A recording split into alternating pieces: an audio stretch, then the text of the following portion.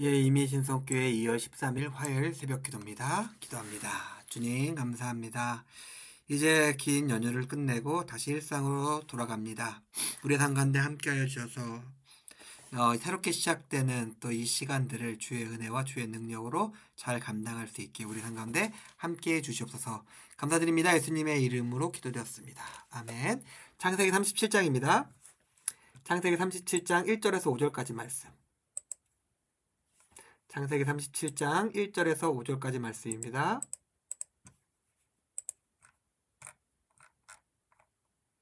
창세기 37장 1절에서 5절까지 말씀. 야곱이 가나안 땅 곧 그의 아버지가 거류하는 땅에 거주하였으니 야곱의 족보는 이러하니라. 요셉이 17세의 소년으로서 그의 형들과 함께 양을 칠 때에 그의 아버지의 아내들 빌하와 실바의 아들들과 더불어 함께 있었더니 그가 그들의 잘못을 아버지께 말하더라. 요셉은 노년에 얻은 아들이므로 이스라엘의 여러 아들들보다 그를 더 사랑하므로 그를 위하여 채색옷을 지었더니 그의 형들이 아버지가 형들보다 그를 더 사랑함을 보고 그를 미워하여 그에게 편안하게 말할 수 없었더라. 요셉이 꿈을 꾸고 자기 형들에게 말하며 그들이 그를 더욱 미워하였더라. 아멘. 요셉이 나옵니다. 요셉은 여러모로 아직까지는 많이 부족한 모습이 보여요. 그런데 그럼에도 불구하고 그 뒤에 이루어지는 여러 가지 사건 속에서 하나님께서 요셉과 함께 하시며 요셉을 선택하시고 요셉을 통해서 일하시는 그 근거 이유를 또한 여기서 발견할 수 있습니다.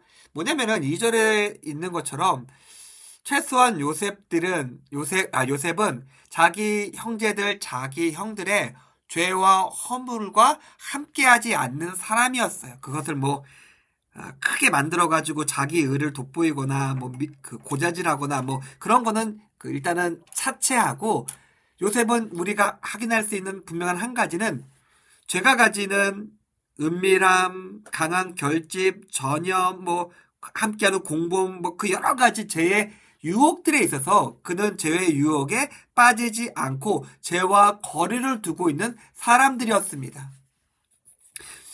분명하게 요셉은 형제들의 죄악과 허물과 함께하지 않고 그것을 거부한 사람이었어요.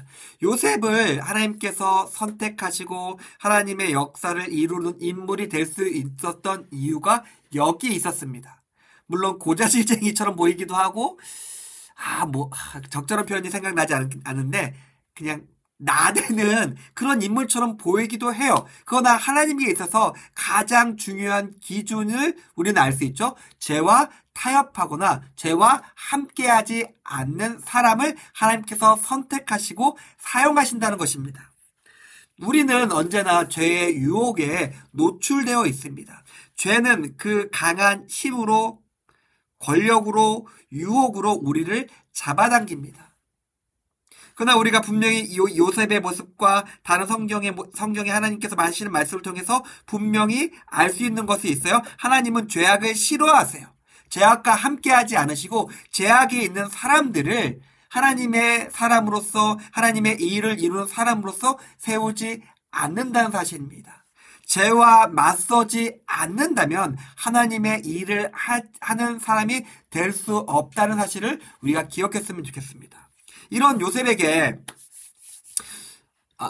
야곱은 특별한 편애를 합니다. 대놓고 자기 사랑을 드러내요. 그리고 일견 요셉은 그의 인물됨이나 그의 행동을 봤을 때 그런 사랑을 편애를 받을 만한 사람이었어요.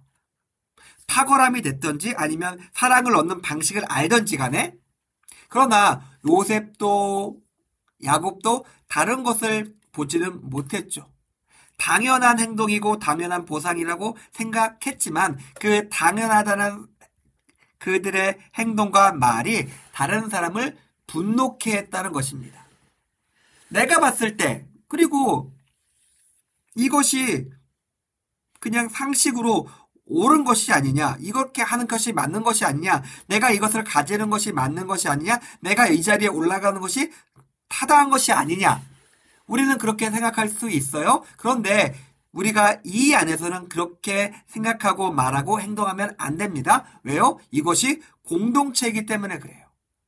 나 혼자 잘나고 나 혼자 말하고 나 혼자 세울 수 있는 곳이 아니기 때문에 그렇습니다. 옆에 있는 사람은 경쟁 상대나 내 밑에 있는 사람이 아니라 우리의 한 몸이 되는 지체이기 때문에 그렇고 그들과 함께 있어야 우리는 그리스도의 몸을 만들어갈 수 있으며 하나님 나라를 이루며 살아갈 수 있기 때문에 그렇습니다. 그렇기 때문에 다른 사람을 낙담하게 하거나 실족하게 하거나 실망하게 된다면은 예수님께서 말씀하시는 것처럼 우리가 그것들을 오히려 깔끔하게 포기하는 편이 훨씬 낫다는 것이죠. 이 안에서 나를 세우거나 나를 드러내면서 혼자 설 수 있는 사람은 없고 오직 내 옆에 있는 사람들을 두루 살피며 그들에게 위로와 힘과 용기를 주는 사람만이 이 공동체 안에 하나님의 나라에 적합한 사실이라는 것을 우리가 기억했으면 좋겠습니다. 요셉은 마지막으로 꿈 이야기를 하죠. 그에게 이루어질 적절한 꿈이었지만 아직 그가 하나님께서 주신 그 꿈들을 자기가 온전히 품을 만한 인격과 도량을 아직 그는 갖추지 못했어요. 그래서 그는 성급하게 행동하고 형제들을 더 격분하게 만들어서 그의 생명의 삶의 위기를 자초하죠. 그리고 그의 인격의 모자람이라 할게요. 인격의 모자람이나 자기중심성이 애굽의 고난을 거치면서 깎이면서 그는 정말 자기에게 주신 하나님의 꿈을 담을 수 있고 이룰 수 있는 사람이 되어간다는 사실입니다. 사랑하는 성도님들, 오늘 요셉과 야곱의 모습을 보면서 우리가 혹시 우리 중심으로서 판단하고 행동하고 있지는 않은지, 그리고 그것이 가져올 수 있는 해악은 어떤 것이 있는지 생각해 보았습니다. 내가 중심이 아니라 옆에 있는 사람, 그리고 그들과 함께 만들어가는 예수 그리스도의 몸과 하나님 나라가 내 삶에 있어서 무엇보다 중요하다는 사실을 기억하면서 이 말씀을 가지고 승리하시는 임예신소교회 교우님들의 오늘 하루의 삶이 되기를 주님의 이름으로 축원드립니다. 기도하겠습니다. 하나님 감사합니다. 오늘 말씀을 통해서 우리의 삶이 어떻게 세워져야 될지, 우리 옆에 있는 사람들과 어떻게 우리가 한 몸을 이루며 살아갈지 생각해 보았습니다. 우리와 함께 하여 주시고 우리를 통해서 하나님 나라를 온전히 이루어 주시옵소서. 감사드립니다. 예수님의 이름으로 기도드렸습니다. 아멘. 감사합니다.